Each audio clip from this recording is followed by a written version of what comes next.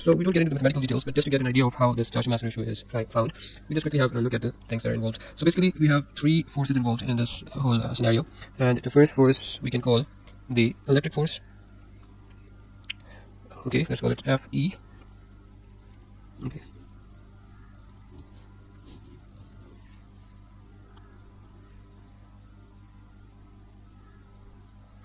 Fe. Okay, then we have this second force that we can call Fb, which is the magnetic field. I've written B because magnetic field is often denoted by B. And then we have this third force, which can be denoted by Fm. And you might be thinking, what is this Fm?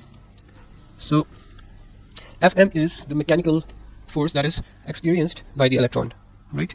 So when the mass of that electron, or the corpuscle, according to the vocabulary of that time that Thomson used, so when its momentum gets changed, or when its mass gets accelerated as a result of the force applied on it, so this resulting mass into acceleration, that is what we call the mechanical force experienced by that corpuscle. Okay, so what is it? It is mass of that corpuscle that we call mass of the electron, and the acceleration experienced by that corpuscle, or by that electron. Okay, and what is this? And what is this? So electric force due to electric field is simply Q times the electric field, E. Now what is Q? Q is the charge on electron, and E is the electric field. Similarly, the magnetic field force due to magnetic field, is given as QV cross B. So it is the cross product of the velocity with which the charge is moving and the magnetic field, and this quantity is then multiplied by the charge. So, and the charge on the electron or the corpuscle. So from these three, now we just have a look at this one. We can rewrite it, and it is the same to write it as ME times d by dt of d by dt of v, right? Acceleration is what? Acceleration is the rate of change of velocity with respect to time. So we can write it in this manner, right? So now we can see that the known values in these three forces are, what are the known values? Let me highlight them. Okay,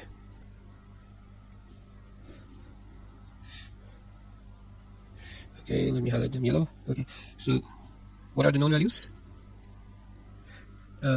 E is known because it is being applied. Okay, what's happening? Just have a look. So E is known, right?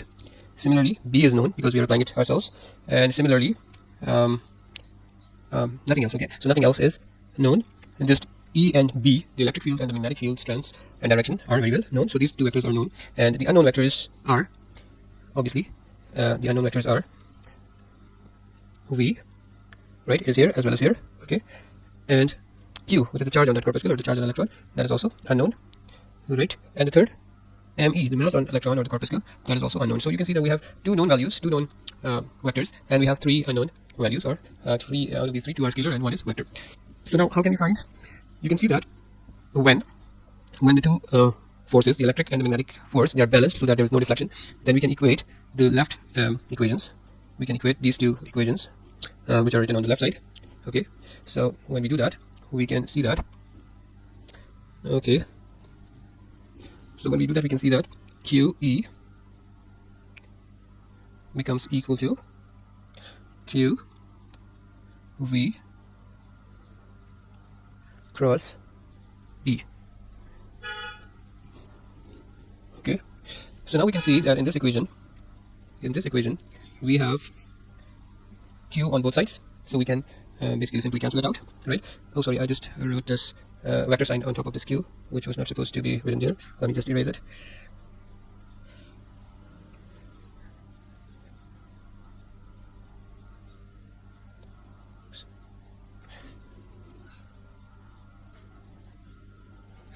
Okay, so I just erased it. Okay, so now we know that in this equation we can see that the Q is on both sides, so it can simply be cancelled, and then we have E and V cross B, so E equals V cross B. So as we can see, as we've already seen, that even B and E, these two quantities are known, right? So since B and E are known, B and E, these two quantities are known, so the only thing that we are left with as an unknown, it is this V, right? This V, this is the only unknown quantity. So from this equation we can actually take out the value of V in terms of E and B, and since the value of E and B are values of E and B, and the directions as well as values, so the whole vectors E and B are known, so we can calculate V from here. We can find the value of V from here. Okay.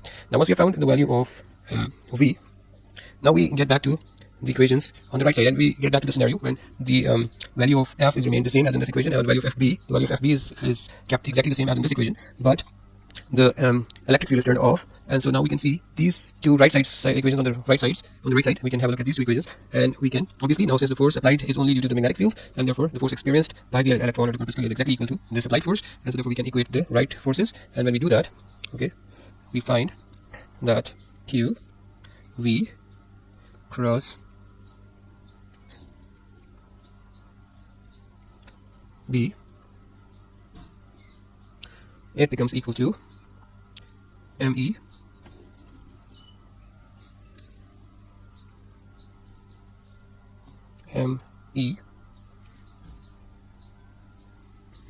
times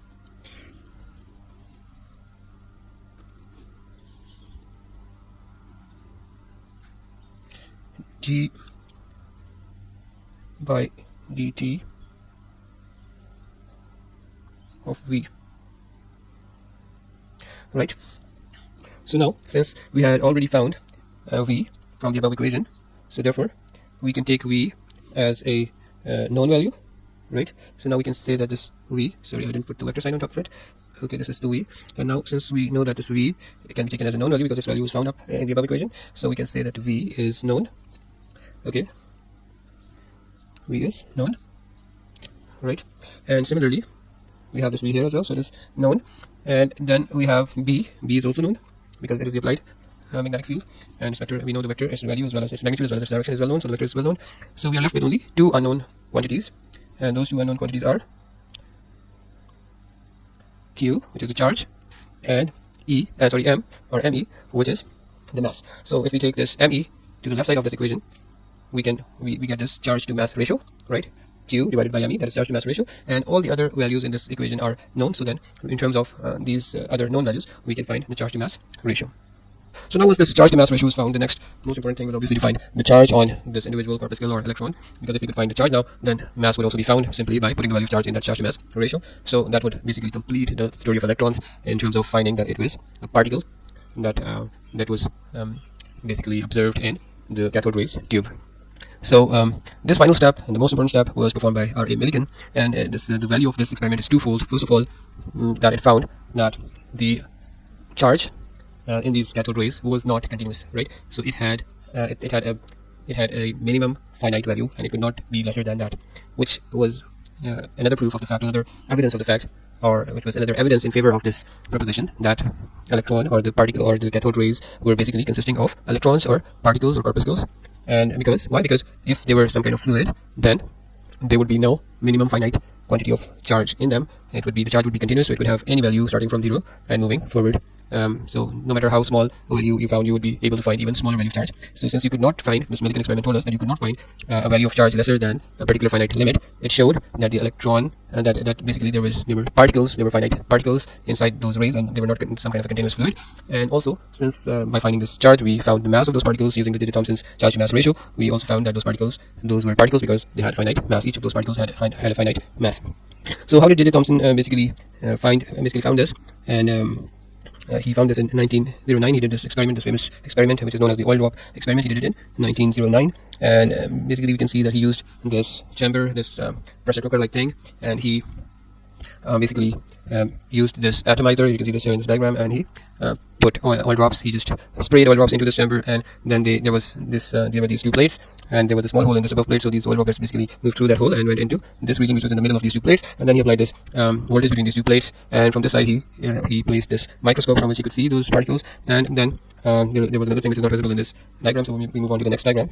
So here we can see that these are the two plates. This is the atomizer that's spraying the oil drops, and then these are the two charged plates which have potential difference of voltage between them. And then this is the microscope. And so we can't see the third thing. So we move on to the next diagram, and here we can see the third thing. And the third thing was an X-ray generator, which sprayed X-rays in this chamber between these two plates. And the role of this X-ray was that it is known that X-rays basically ionize these oil droplets, and they become negatively charged when X-rays are sprayed at, or X-rays are pointed at these particles, or when these particles experience X-rays. So as a result of the X-ray exposure, these particles became negatively charged, and now in this electric field, which had this positive plate up here and negative plate down here, they started feeling an upward force against the gravitational force, which was downwards.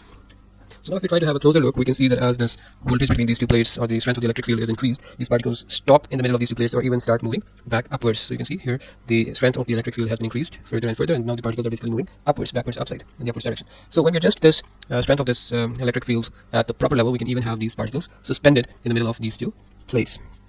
So when we have these particles suspended in the middle of these plates, so what happens is that the force in the upwards direction applied by the electric field is balanced by the force applied in the downwards direction, or the force applied by gravity in the downwards direction is balanced by the force applied by the electric field in the upwards direction. And when the two forces get balanced, the particle stops or suspends in the middle of the two plates, and it can be seen from the microscope in this apparatus. And when the particle suspends, we know that the two forces are equal, and since the two forces are equal, and one of the force is can be calculated from the value of the mass of oil droplet. Now let it be very clear that this is the mass of the oil droplet, not the mass of the electron. The mass of electron is absolutely negligible as compared to the mass of the oil droplet. So we can take this as a constant. This mass of the oil droplet is a constant which could be found in a different method in the same experiment. I can get back to that in a moment, but if we just assume at this point that this mass of the oil droplet is known, then we could simply multiply it with small g, which is 9.8 meters per second square, and we get this side of the equation completed. And when we equate, when the forces are balanced, this side is equal to that side, and so in that side of the equation, electric field, the value of electric field is known because it's due to the potential difference, and we can actually find it easily, the value of electric field. And the only unknown is the charge on the oil droplet. So this charge can be, from this equation, this charge can be calculated. And this Millikan found that the value of charge on the oil droplet was always a multiple of 1.6 into 10 to the power minus 19. So either it was 1.6 into 10 to the power 19, or 2 multiplied by 1.6 into 10 to the power 19, or 3 multiplied by 1.6 into 10 to the power minus 19 coulombs, or 4 multiplied by the value, or 5 multiplied by the value. So similarly, it was always a multiple of that value. So from this, it was easy to conclude that the charge on the individual corpuscle or particle was or the electron, the charge on the simplest, or this on the single electron was 1.6 into 10 to the power minus 19, and the oil droplets acquired multiples of this charge when they acquired more number of these electrons. So whenever they had additional electrons, they would have additional charge in terms of multiple of the charge on electron. So this is how the charge on electron was found, and once the charge on electron was found, then we could simply put it in the charge mass ratio of J.J. Thomson, and as a result we could find the mass of the electron. So this is what Millikan did. Now coming to the final point that I just told you that I will just come back to it, and that point was, how did he find the mass of the oil droplet? So we can see, if we don't get into the details, we can see that he could see from the microscope, he could see the size of the oil droplet, and he knew the density of oil, so he could simply multiply the density with volume to find the mass of the oil droplet. He could also find it using the speed with which it fell down in the air inside the chamber. So when something light falls down in the presence of air, it does not fall down without any resistance, so it receives air resistance, and as a result it falls down at a particular velocity which depends upon the mass of that object. So from that velocity he could also find the mass of the oil droplet. So therefore the mass of oil droplet was known, and the rest of the story is understood. So in this way Millikan did the final most important experiment to not only quantize the charge but also quantize mass, or not only to find the charge on the individual particle of cathode rays that we now know as electron, and not only did he find the charge on the individual electron, but also he found the mass on the electron because of J.J. Thomson's charge to mass ratio, which was already known, which had already been found by J.J. Thomson. So by putting the value of this charge on an electron in that ratio, or in the equation of that ratio, he also found the mass of the electron. And so the inference that the smallest or the inference that charge was basically due to small particles which contained that charge was finally